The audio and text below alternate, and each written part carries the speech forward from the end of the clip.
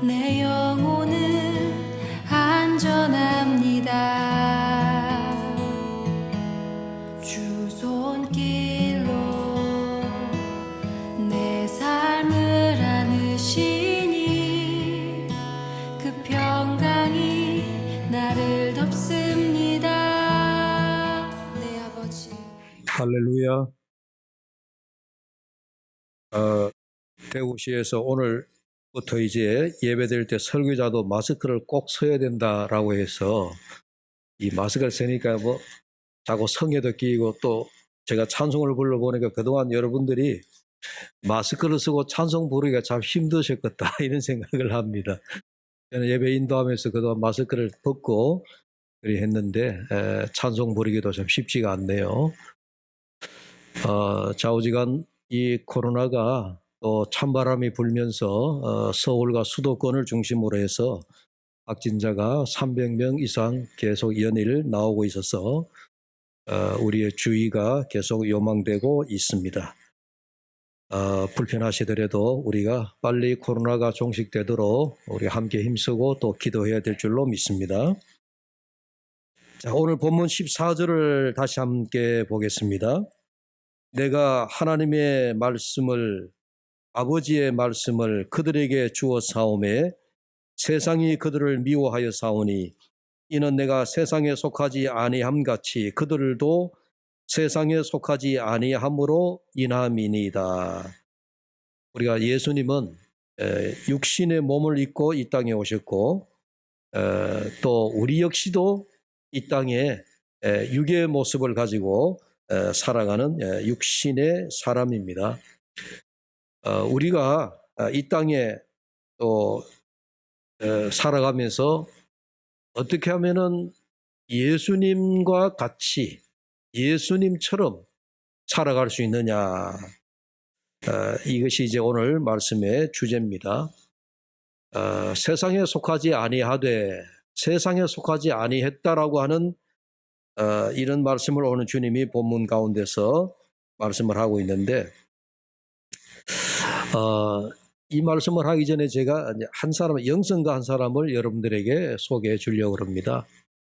예수님과 같이라고 하는 이 말씀을 하니까 지금부터 이제 약 한 150년 가까이 이전의 사람인데 남아프리카 공화국에서 목회를 하면서 선교사로 지내던 앤드류 머레이라고 하는 목사님이 계십니다. 선교사이면서 또 선교 현장에서 열심히 선교를 위하여 살았던 앤드류 머레이라고 하는 목사님은 아주 더 깊은 영성가로 많이 알려져 있습니다. 그래서 남아프리카 공화국, 줄여서 남아공이라고 얘기하는데요. 남아공에서는 거의 성자로 그렇게 인정을 받고 있는 그런 목사님입니다. 이 목사님이 출신은 이제 네덜란드에서 신학을 하고 아버지도 선교사였는데 그 아버지가 남아공에서 선교를 하시다가 자기가 태어나 자란 곳이 바로 남아프리카 공화국이었습니다. 그래서 자기도 이제 영국에서 공부를 하고 또 신학은 네덜란드에 가서 신학을 하고 그러고 난 다음에 목사가 되고 난 이후에 자기도 자랐던 남아공에 가서 목회를 해야 되겠다라고 하면서 아버지와 같이 선교사가 되어서 남아공으로 갔습니다.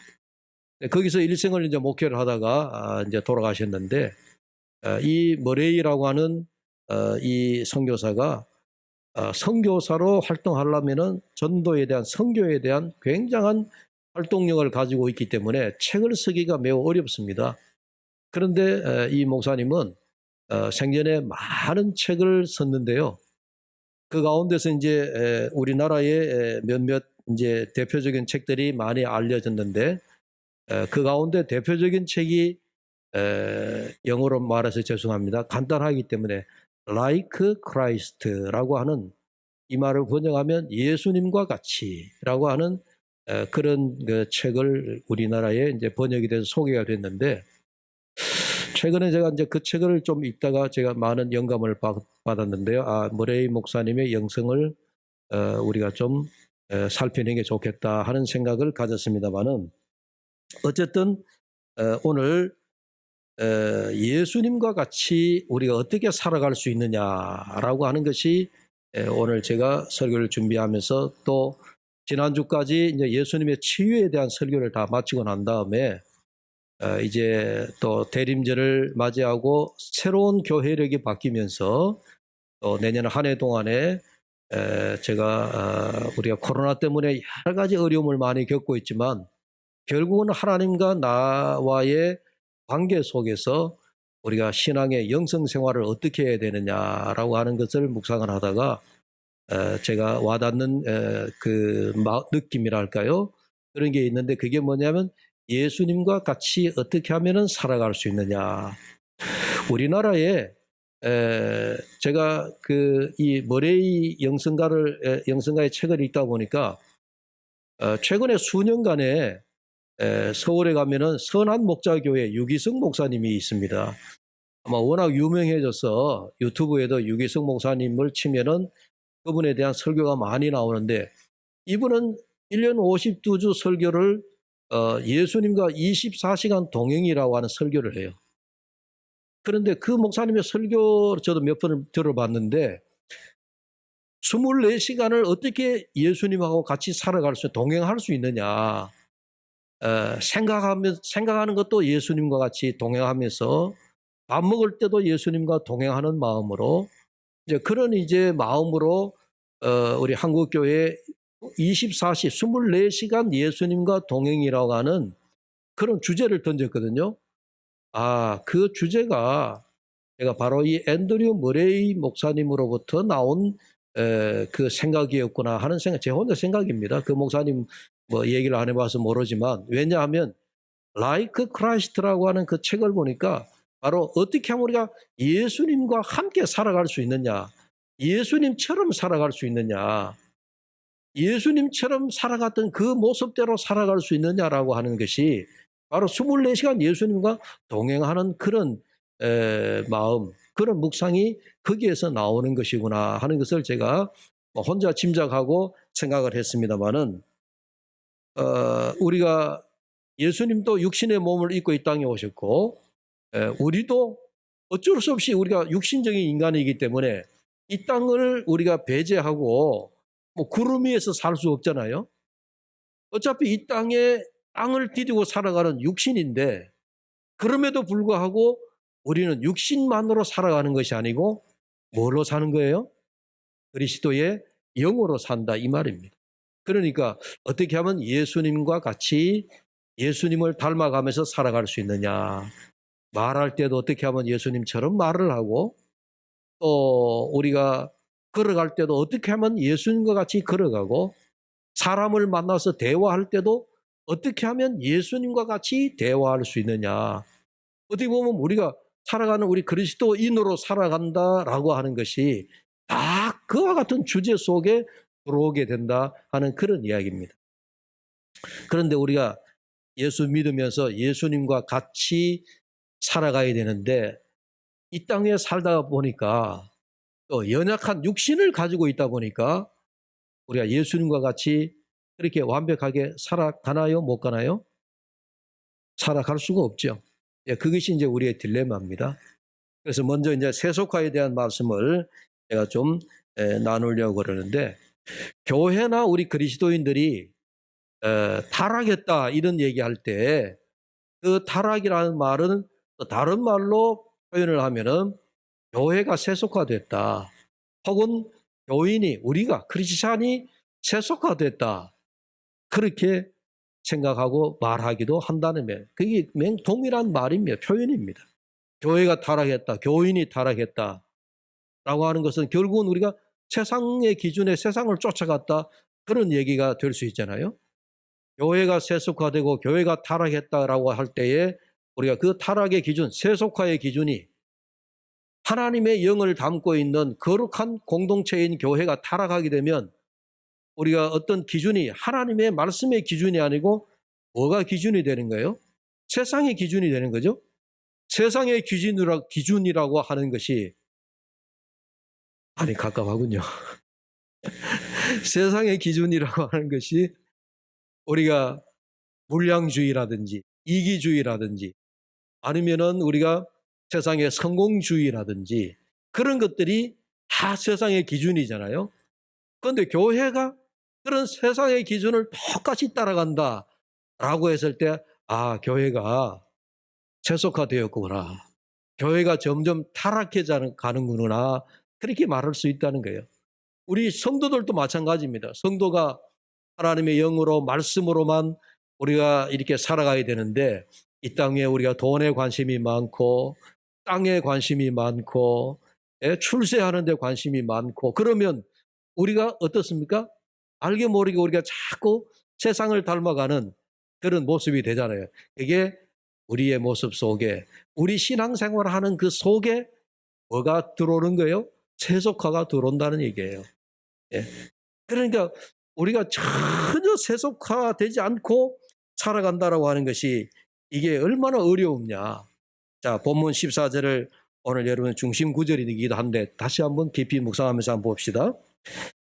내가 아버지의 말씀을 그들에게 주어 사오며 세상이 그들을 미워하여 사오니 이는 내가 세상에 속하지 아니함 같이 그들도 세상에 속하지 아니함으로 인함이니이다. 자, 16절을 내려가서 16절을 함께 읽어봅니다. 내가 세상에 속하지 아니함 같이 그들도 세상에 속하지 아니하여 사옵나이다. 내가라고 하는 말은 누구예요? 예수님이래요. 예수님이 세상에 속하지 아니함 같이 그들도, 이거는 이제 예수님의 제자, 그 당시 예수님의 제자지만 오늘날 보면 우리들입니다. 성도들입니다. 오늘 저와 여러분입니다. 우리도 세상에 속하지 아니하였다라고 예수님이 확실하게 말씀을 하고 있는 거죠. 예수님이 확실하게 분명하게 말씀하고 있습니다. 여러분, 예수님이 하나님의 독생자로서 이 땅에 오신 분입니다. 분명히 이 땅에 오셔서 예수님도 우리와 같은 육정을 가지고 육의 모습을 가지고 이 땅에 사신 분입니다. 하나님의 아들이시지만 성육신 하셨다 그래요. 육신의 몸을 입고 이 땅에 오셔서 육신의 모습으로 예수님이 사신 것이 분명합니다. 그런데 오늘 말씀해 보니까 주님이 나는 세상에 속하지 아니하였다라고, 세상에 속하지 아니하였다라고. 여러분, 이 말이 무슨 말입니까? 예수님이 세상에 속하지 아니하였다라고 말은 그럼 예수님은 두 발을 가지고 땅을 딛고 살지 않으셨다 그 말이 아니죠. 예수님이 두 발로 구름 위로만 다니셨다 그런 말씀이 아니라는 얘기예요. 이게 무슨 말씀입니까? 예수님이 내가 세상을 닮지 아니했다 그 말씀입니다. 예수님이 세상에 오셨지만 세상에 속하지 아니했다. 세상을 닮지 않으시고 세상의 모습으로 살지 아니하셨다 그런 말씀이라는 거예요. 이 본문을 제가 앞서 소개했던 앤드류 머레이 목사님이 이렇게 간단하지만 좀 어려운 말로 해석을 했는데 이렇게 얘기합니다. 예수님께서 세상에 속하지 아니하였다라고 하는 것은 예수님이 신적 거룩함의 능력으로 세상을 살아가셨다. 참 어렵죠. 하나님의 아들이시니까 물론 신적인 능력이 있으시니까 신적인 능력으로 이 세상에 전혀 속하지 아니하고 주님의 방식으로 주님의 방법으로 세상을 이기시며 능력을 행하시며 살아가신 분이시다 그런 말씀입니다. 저는 이것을 주님이 이 땅에 오셔서 세속화되지 않으시고 그러나 세상과 완벽하게 분리하며 주님이 사셨어요. 왜? 세속화되지 않으려면 세상을 닮지 않아야 되니까 세상과 완벽하게 분리된 상태로 주님이 살아가셨는데 동시에 가장 주님이 인간과 가까이 계셨던 분이에요. 그걸 신화라고 얘기합니다. 가장 완벽하게 인간을 가까이 하시고 죄인을 가까이 하시고 그래서 죄인인 우리 인간을 주님이 그 누구보다도 품에 안으시면서 구원을 행하셨던 분이 바로 예수님이셨어요. 주님께서 이 땅에 사역을 하시고자 할 때에 가장 먼저 세속화 도전을 받은 한 사건이 있습니다. 주님이 세속화 도전을 받으셨다는 얘기예요. 그게 무슨 사건인지 여러분들 짐작이 가시나요?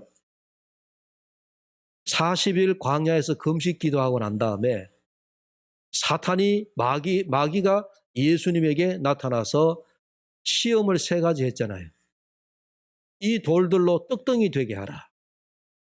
또 높은 성전 꼭대기에서 뛰어내려라.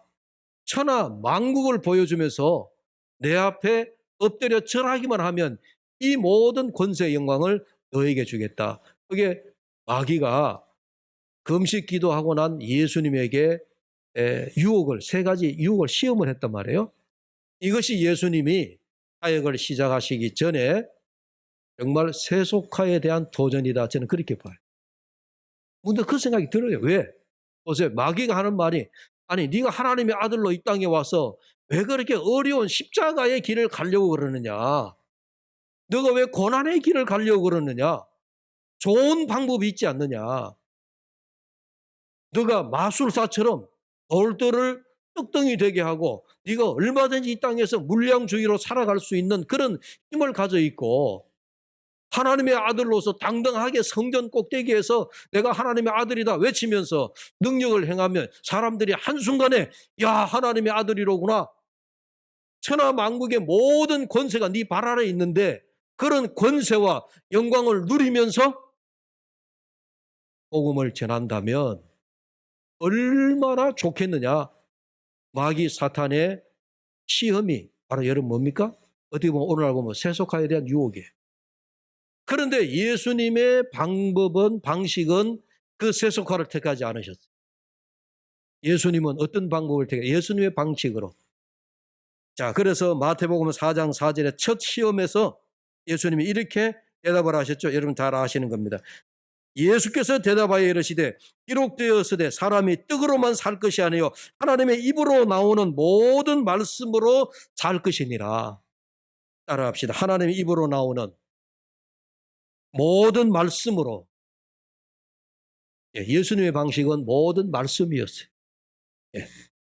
그 다음에 또 시험 가운데 마태복음 4장 10절에 예수님이 하신 대답입니다. 예수께서 말씀하시되 사탄아 물러가라. 기록되었으되 주 너의 하나님께 경배하고 다만 그를 섬기라. 이것도 한번 따라해 봅시다. 다만 그를 섬기라. 다만 하나님만 섬겨라. 그렇습니다. 이게 예수님의 방법이셨어요. 세속화에 대한 방법을 사용하면은 주님의 권세를 가지고 영광을 가지고 능력을 가지고 너무 쉽게 복음을 전파하실 수도 있었습니다. 그러나 주님의 방법은 그런 세속화의 방법, 사탄의 방법을 이용하지 않으시고 세속화를 사탄의 방법이라 단정지어서 좀 여러분 듣기에 거부하시는지 모르겠지만 그러나 제가 말씀을 여러분들에게 편하게 전하기 위해서 그렇게 좀 이렇게 말씀드려 봅니다. 사탄의 방법이 아니고 하나님의 방법으로. 그걸 하나님의 방법을 선택하신 것이 예수님의 방식이었다. 예수님이 이 세상에 오셔서 하나님 나라 복음을 시작할 때에 그런 세속적인 방법이 아니라 예수님의 방식, 즉 하나님의 방식이었다는 얘기예요. 그 하나님의 방식이 뭐냐? 다만 하나님만 섬겨라. 하나님을 섬기는 방법과 그리고 모든 것에 하나님의 입으로부터 나오는 모든 말씀이다. 이렇게 얘기해요. 여러분 오늘 우리는 이런 말씀 앞에 서게 되어지면 우리가 내 자신이 얼마나 세속화되어져 있느냐 하는 것을 우리가 필히 한번 생각을 해야 되겠습니다. 내가 세속화된 세상 방식으로 살아가느냐 아니면은 하나님의 방식으로 내가 살아가느냐 이것을 우리 스스로에게 묻지 않을 수가 없습니다.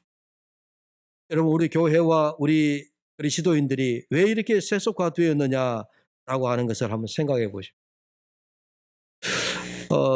바울이 한 번은 사랑하는 아들 디모데에게 이렇게 말했습니다.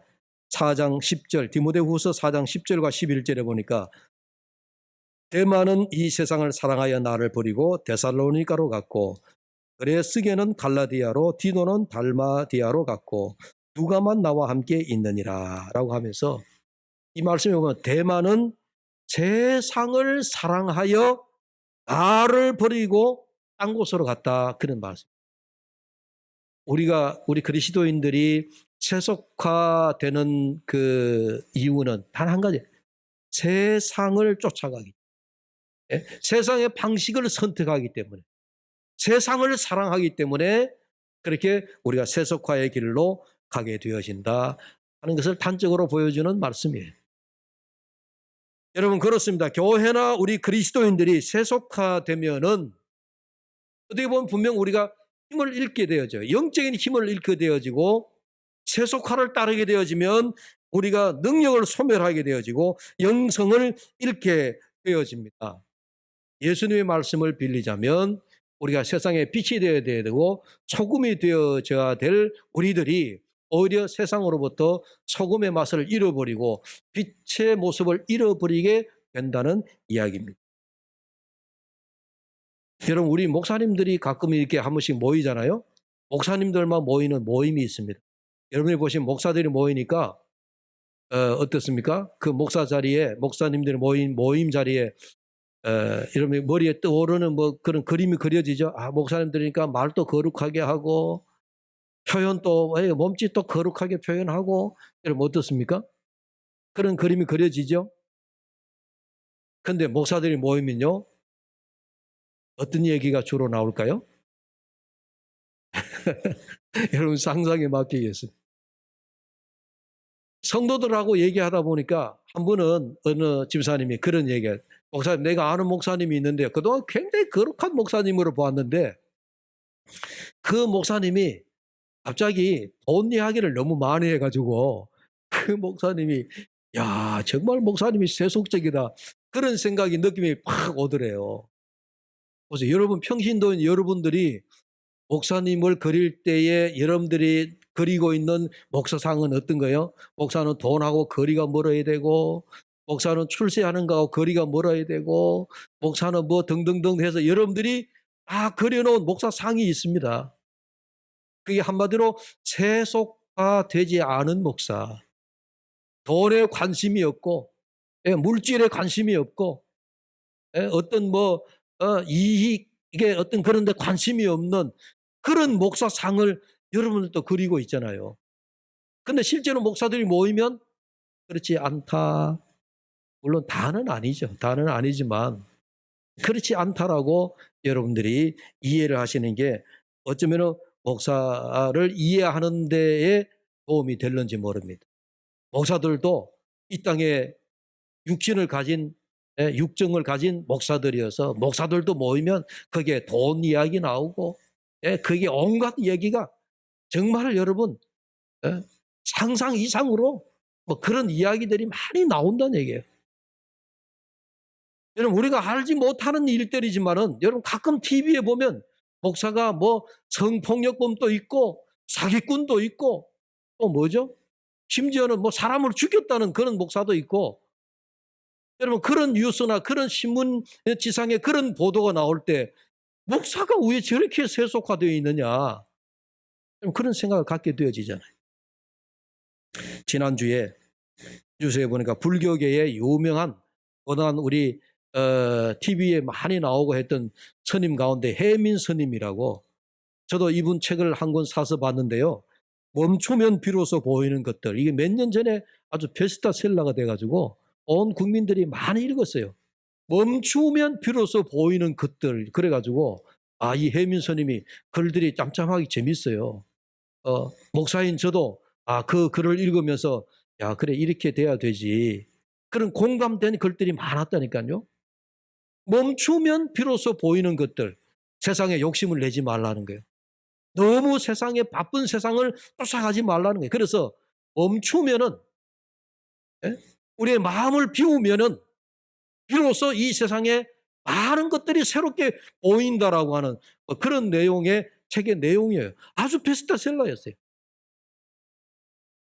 고개를 끄덕이시는 분의 책을 읽으신 것 같고, 그런데 지난주에 이 혜민 스님이 서울 강남에 제일 좋은 요지에 뭐 몇 억짜리, 몇십억짜리 뭐 집이라나요? 크다는 뭐 50억짜리 뭐 집이라든지 하여튼 어마어마한 집에 살고 있다는 거예요.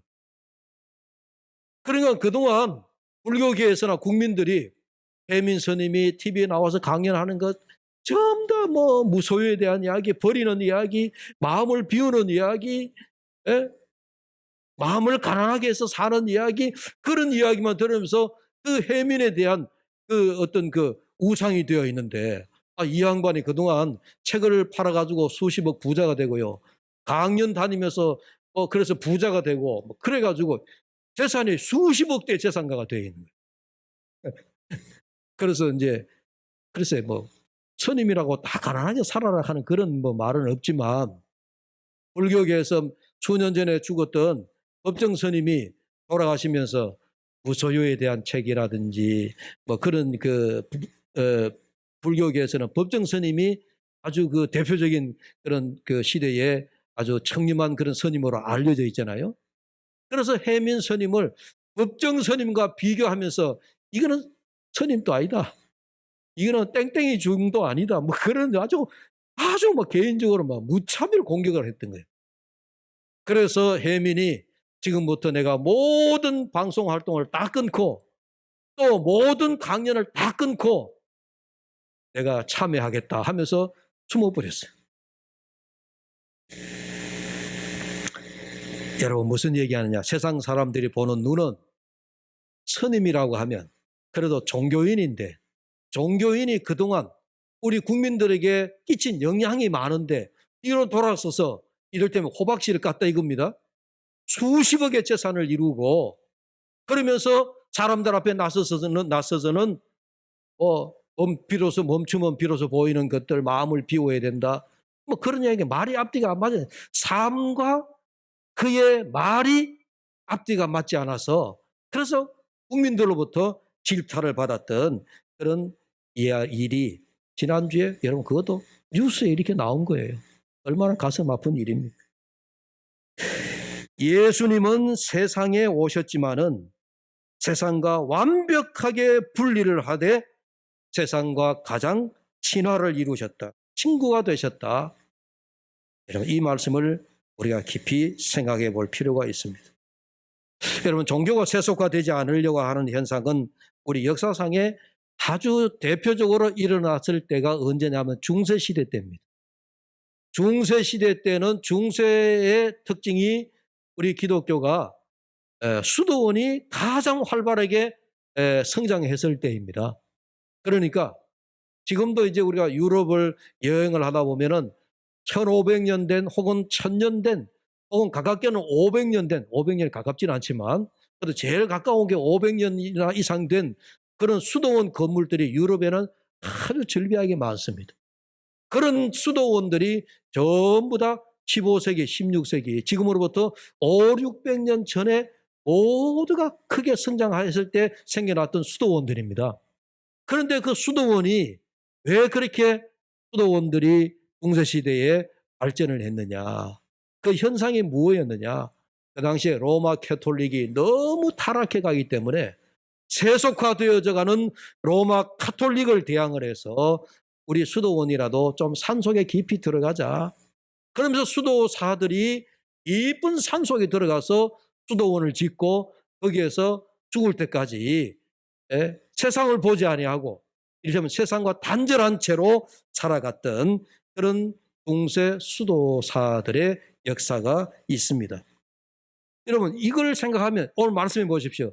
예수님이 내가 세상에 속하지 아니함 같이 세상에 속하지 아니했다라고 하니까 수도사들처럼 전부 다 산속으로 수도원을 짓고 들어갔다는 그 얘기입니다.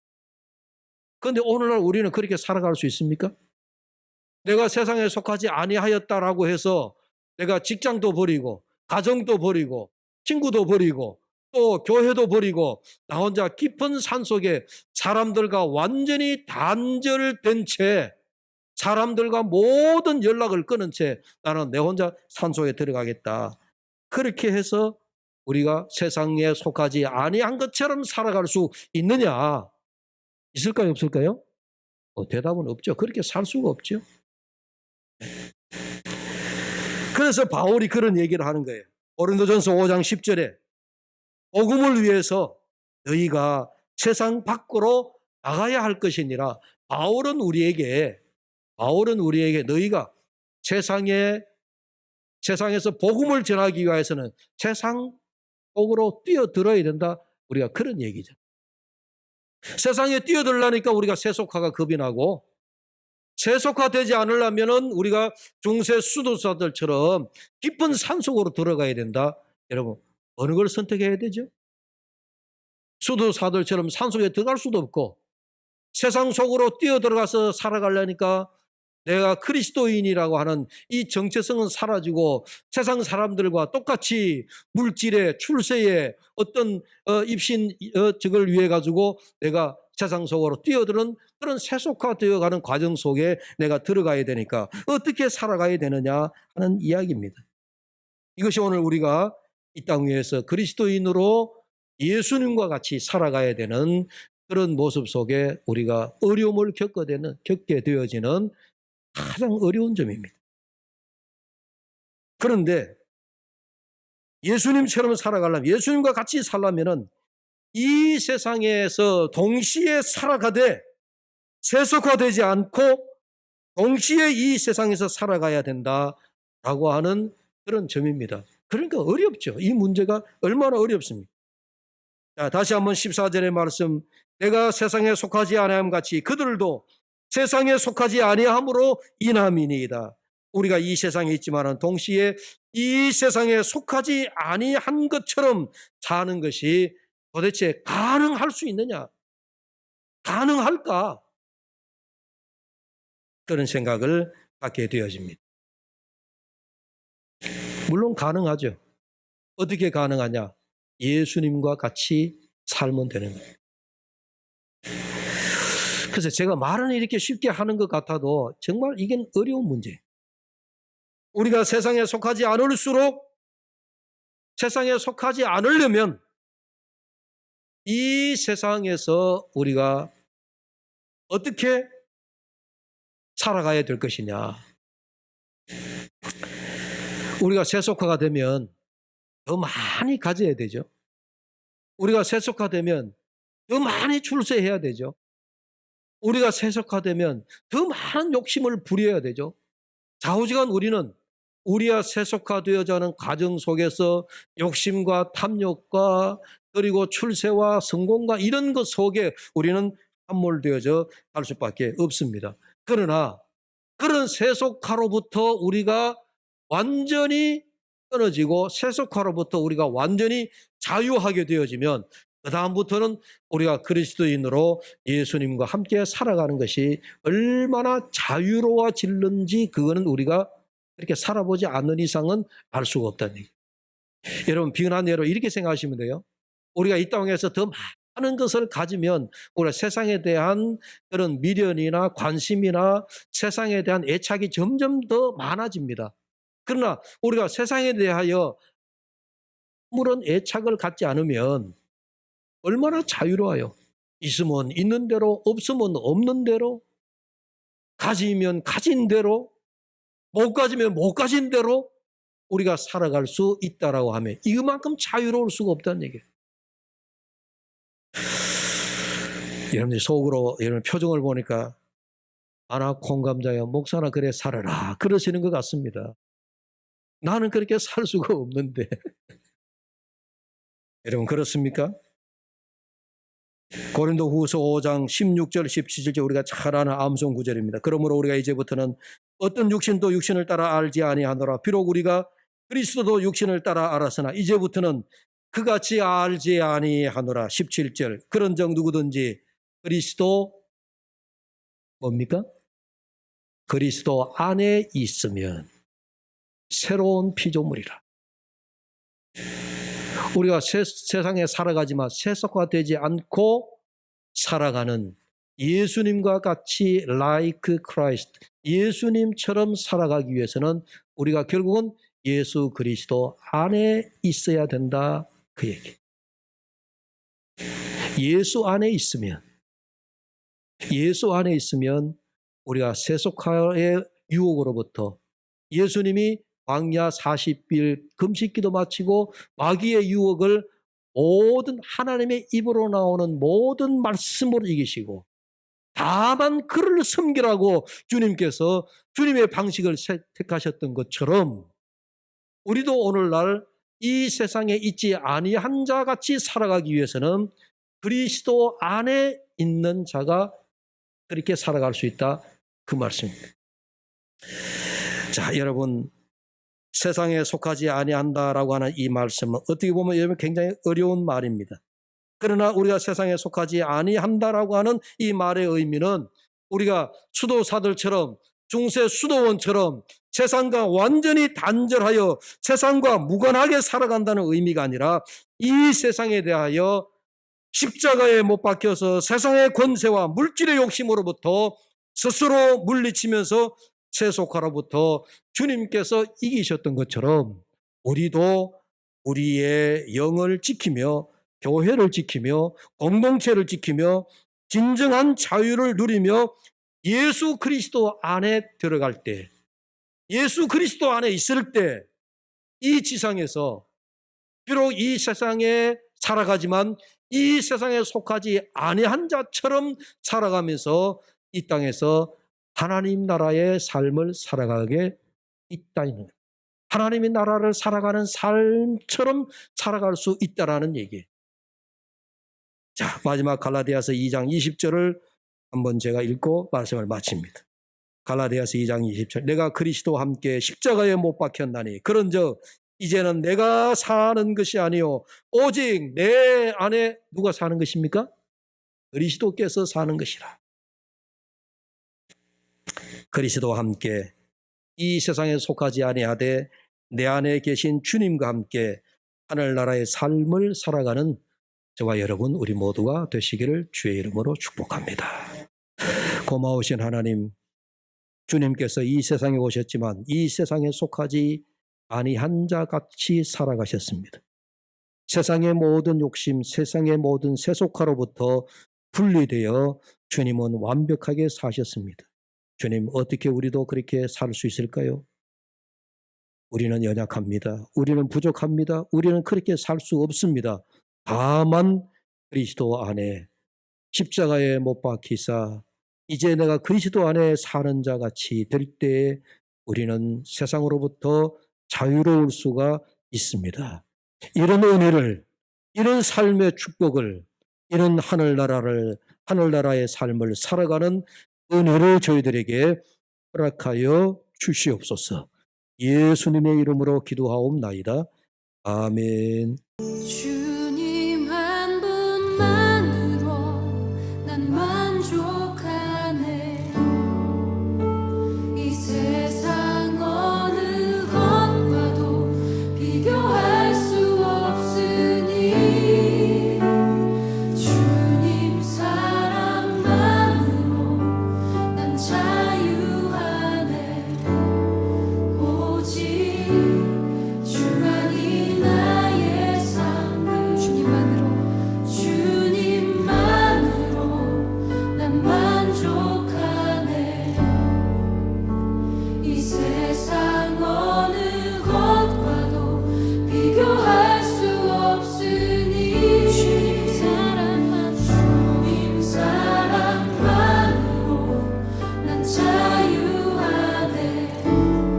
오직